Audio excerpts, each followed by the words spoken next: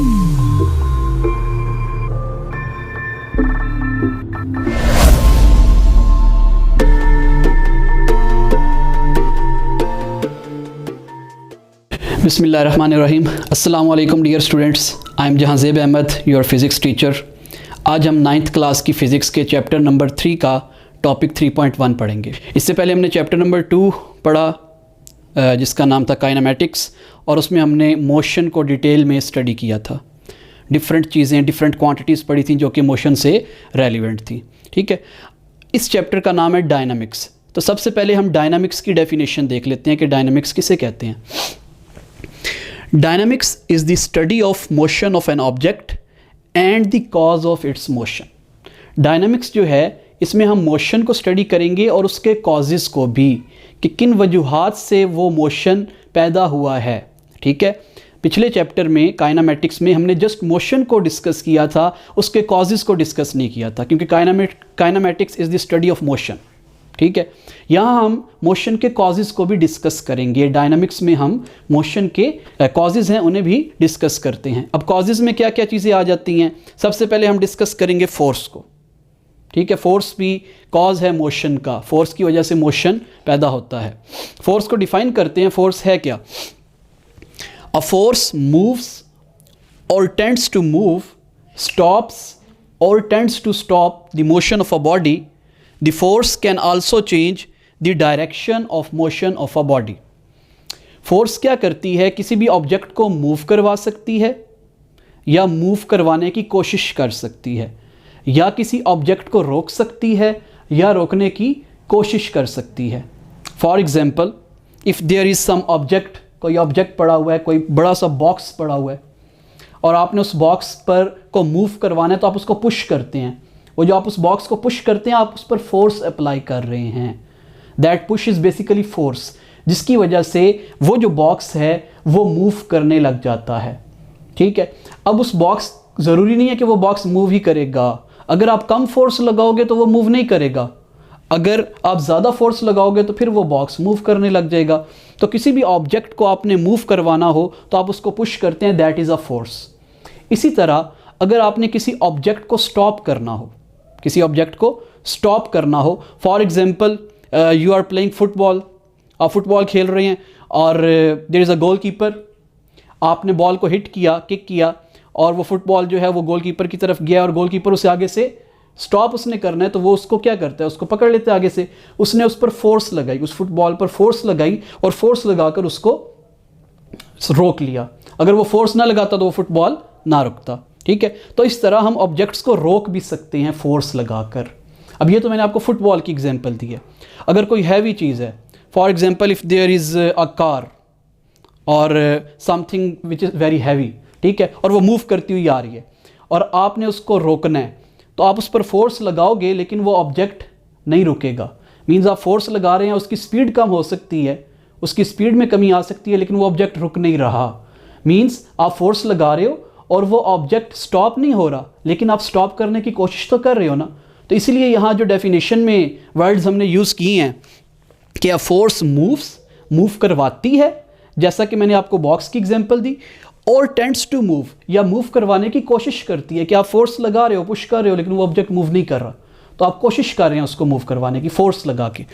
Stops, force stop करती है, जैसे मैंने आपको फुटबॉल प्लेयर की एग्जांपल दी कि गोलकीपर जो है वो फुटबॉल को रोक रहा है, स्टॉप कर रहा है बाय अप्लाइंग फोर्स। और टेंड्स टू स्टॉप, या रोकने की कोशिश करते हैं, जैसे मैंने आपको कार की example the. The motion of a body. The next thing, जो नेक्स्ट चीज़ यहाँ लिखी हुई है, the force can also change the direction of motion of a body. Force के ज़रिए हम बॉडी की डायरेक्शन को भी, कोई बॉडी मूव कर रही है उसकी डायरेक्शन को भी चेंज कर सकते हैं।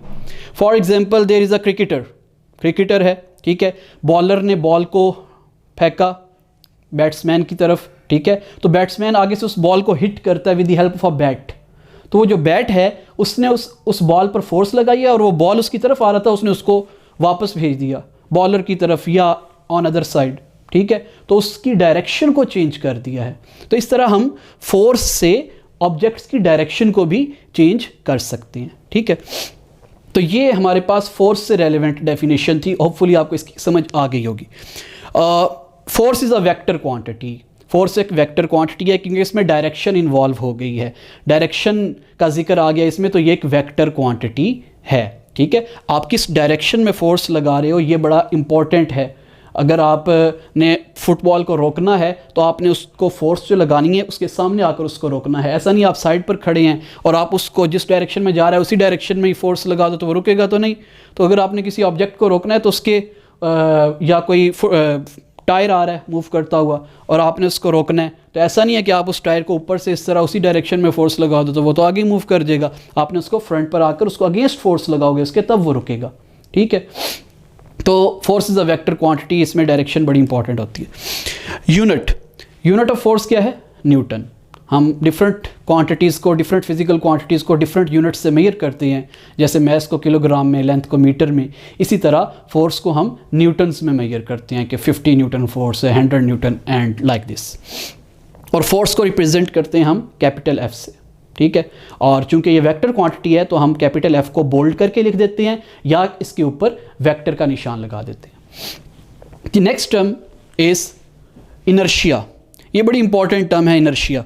इसको डिफाइन कर लेते हैं, फिर मैं आपको बता देता हूँ कि होता क्या है। Inertia is the ability of a body due to which it resist any change in its state of rest और ऑफ यूनिफॉर्म मोशन।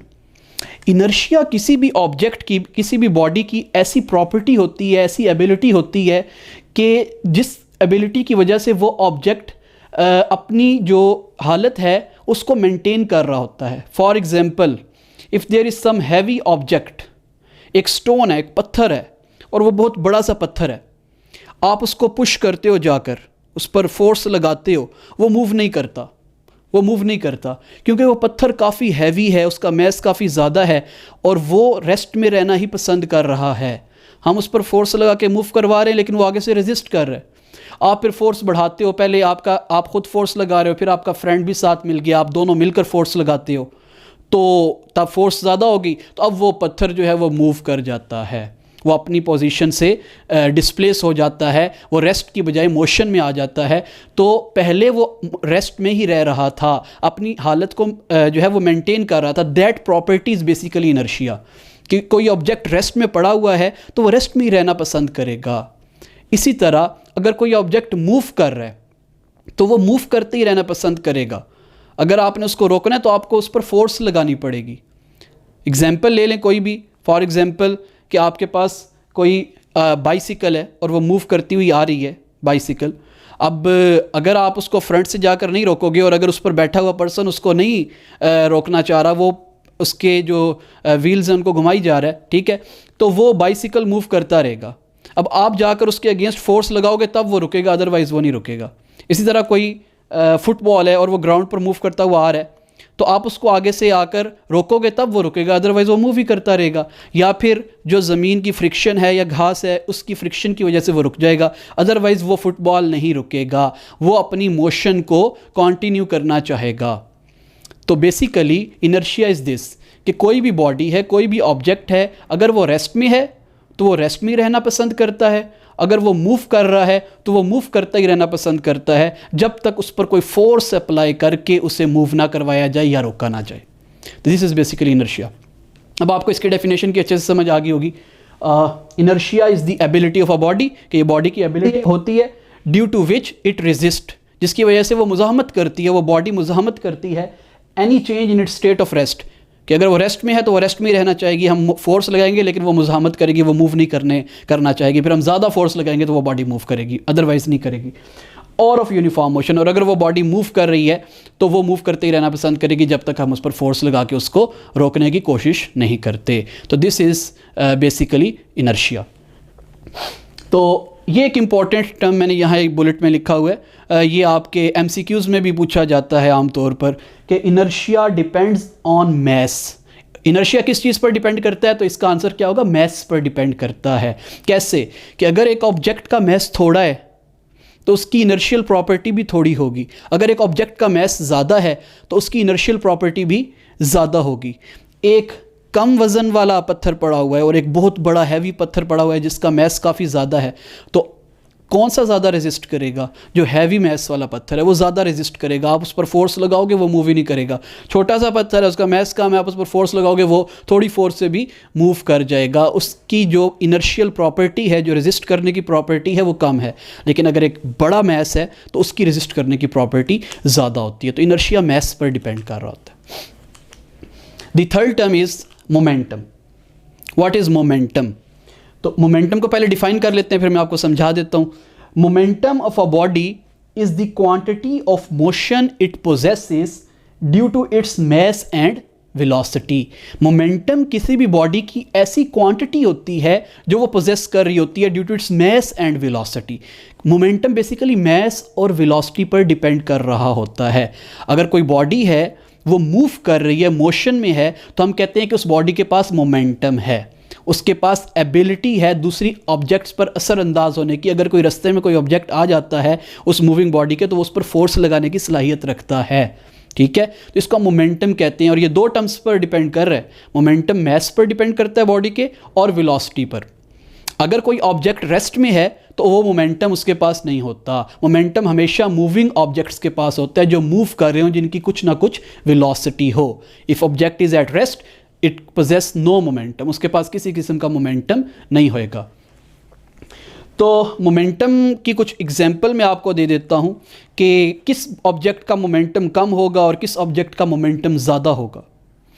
अब अगर क्योंकि ये दो टर्म्स पर डिपेंड कर रहा है, मोमेंटम मैस पर और वेलोसिटी पर। इसके फार्मूला में भी आप देख सकते हो, मोमेंटम को हम P से रिप्रेजेंट करते हैं, कैपिटल P से। It is a vector quantity, और ये प्रोडक्ट है मैस और वेलोसिटी का। इन्हीं दोनों पर डिपेंड करता है, मैस और वेलोसिटी पर, और इन्हीं के प्रोडक्ट को हम क्या कहते हैं? मोमेंटम कहते हैं। ठीक है, फॉर एग्जांपल बुलेट फायर करते हैं गन से। अब बुलेट होती तो बिल्कुल छोटी सी है, उसका मैस बहुत कम होता है, लेकिन वो काफ़ी ज़्यादा वेलोसिटी से मूव करती है जब हम उसको फायर करते हैं। तो मैस और वेलोसिटी आपस में जब मल्टीप्लाई हो जाएं तो इनका मोमेंटम बहुत ज़्यादा फिर बन जाता है। मैस और वेलोसिटी का प्रोडक्ट क्या है? मोमेंटम। अब फॉर एग्जांपल बुलेट जो है उसका मैस बहुत कम है, ऑलमोस्ट 50 ग्राम फॉर एग्जांपल, लेकिन उसकी वेलोसिटी जो है वो बहुत ज़्यादा है। उसकी वेलोसिटी 200 किलोमीटर पर आवर या 300 किलोमीटर पर आवर, काफ़ी ज़्यादा वेलोसिटी से बुलेट मूव कर रही है। तो जब वो मैस को वेलोसिटी से मल्टीप्लाई करेंगे तो वो एक बहुत बड़ी क्वांटिटी आ जाएगी, मींस मोमेंटम बहुत ज़्यादा होगा। तो वो फिर बुलेट असरअंदाज भी ज़्यादा होगी, इम्पैक्ट भी ज़्यादा क्रिएट करेगी, और उसको रोकना उतना ही मुश्किल होगा क्योंकि वो फोर्स ज़्यादा अप्लाई करेगी। ठीक है, इसी तरह अगर कोई ऑब्जेक्ट का मैस बहुत ज़्यादा है तो वेलोसिटी बेशक कम भी हो, फिर भी वो काफ़ी ज़्यादा इम्पैक्ट क्रिएट कर सकती है। For example there is a bulldozer, roads वगैरह पर जो चलाया जाता है उनको लेवल करने के लिए। ठीक है, अब उसका मैस बहुत ज़्यादा होता है, बहुत हैवी होता है, और वो मूव बिल्कुल स्लो कर रहा होता है, लेकिन उसके सामने जो भी चीज़ आती है, अगर पत्थर भी आ जाए तो वो बिल्कुल फ्लैट हो जाता है, और उसके सामने कोई पर्सन आना तो सोचेगा भी नहीं। ठीक है, तो बॉडी का मैस जब ज़्यादा होता है तो बेशक उसकी वेलोसिटी कम भी है, मैस बहुत ज़्यादा है, मैस उसका टन्स में है, मैसिव है, बहुत ज़्यादा किलोग्राम उसका मैस है, थाउजेंड्स ऑफ किलोग्राम। तो उसकी वेलोसिटी थोड़ी सी भी होगी, 10 किलोमीटर पर आवर और 5 किलोमीटर पर आवर, वो भी इनफ होगी उसका मोमेंटम ज़्यादा करने के लिए। ठीक है, तो मैस और वेलोसिटी का प्रोडक्ट मोमेंटम बताता है। अगर मैस भी कम है और वेलोसिटी भी कम है तो फिर मोमेंटम कम होगा। इसकी एक और एग्जांपल आपको देता हूँ कि एक बड़ा सा ट्रक जो है वो मूव करता हुआ आ रहा है, ठीक है, और दूसरी तरफ से एक बाइक है वो मूव करता हुआ आ रहा है, और दोनों एक ही वेलोसिटी से मूव करते हुए आ रहे हैं, let's say 40 kilometre per hour. ठीक है, वो ट्रक है वो भी 40 किलोमीटर पर आवर की स्पीड से आ रहा है, और जो बाइक है वो भी 40 किलोमीटर पर आवर की स्पीड से आ रहा है। ठीक है, तो आप उन दोनों में से किसको रोकना पसंद करोगे? अगर मेरे से पूछोगे तो मैं कहूँगा मैं तो दोनों को रोकना पसंद नहीं करूँगा, क्योंकि अगर आप ट्रक के सामने आ जाओगे तो फिर तो आप गए, जान से गए, और अगर आप बाइक के सामने आते हो तो फिर भी एक आध हाथ या टांग फ्रैक्चर हो सकती है, तो इसलिए आप दोनों के सामने नहीं जाएंगे। ठीक है, तो क्योंकि उन दोनों के पास मोमेंटम काफ़ी ज़्यादा है, लेकिन ट्रक के पास बाइक की निस्बत ज़्यादा मोमेंटम है, क्योंकि ट्रक का मैस ज़्यादा है। अगर दोनों की वेलोसिटी 40 किलोमीटर पर आवर है लेकिन ट्रक का मैस बहुत ज़्यादा है, तो जब वेलोसिटी से मल्टीप्लाई करेंगे तो मोमेंटम काफ़ी ज़्यादा बन जाएगा। ठीक है, जबकि बाइक जो है उसका मैस कम है तो उसमें बचत हो सकती है, उसका मैस कम है, वेलोसिटी 40 है, मल्टीप्लाई करेंगे, मोमेंटम ट्रक जितना नहीं होगा, ट्रक से काफ़ी कम होगा। राइट। तो मोमेंटम का फार्मूला मैंने आपको बता दिया, ये भी वेक्टर क्वांटिटी है, इसमें भी डायरेक्शन इन्वॉल्व होती है क्योंकि हमारे पास ये प्रोडक्ट है मास और वेलोसिटी का। तो वेलोसिटी चूंकि वेक्टर क्वांटिटी है, हमने लास्ट चैप्टर में पढ़ा, तो वेलोसिटी जब वेक्टर क्वांटिटी है तो उसके अकॉर्डिंग फिर हमारे पास मोमेंटम भी क्या होगी, वेक्टर क्वांटिटी होगी। और डायरेक्शन जो है इसकी, जिस डायरेक्शन में वेलोसिटी होगी उसी डायरेक्शन में मोमेंटम होगा। तो it is a vector quantity and its unit. हम इसको मेजर किस में करेंगे, मोमेंटम को, तो वो आप इसके फार्मूला से यूनिट देख सकते हो। देखो मास और वेलोसिटी का प्रोडक्ट है, तो मास का यूनिट हमने पढ़ा kilogram, SI unit, system international unit, और वेलोसिटी का हमने एक यूनिट पढ़ा मीटर पर सेकंड। तो इन दोनों को मिला लें, दैट इज़ किलोग्राम मीटर पर सेकंड। इसके अलावा हम मोमेंटम का यूनिट न्यूटन सेकंड भी लेते हैं। तो ये 2 यूनिट्स हैं जिनमें हम मोमेंटम को मेजर कर सकते हैं। तो ये हमारे पास 3 टर्म्स थी जो कि हमने पढ़ी, होपफुली आपको समझ आई होगी। इंशाल्लाह नेक्स्ट लेक्चर में हम फिर मज़ीद आगे इस चैप्टर को डिस्कस करेंगे। अल्लाह हाफ़िज़।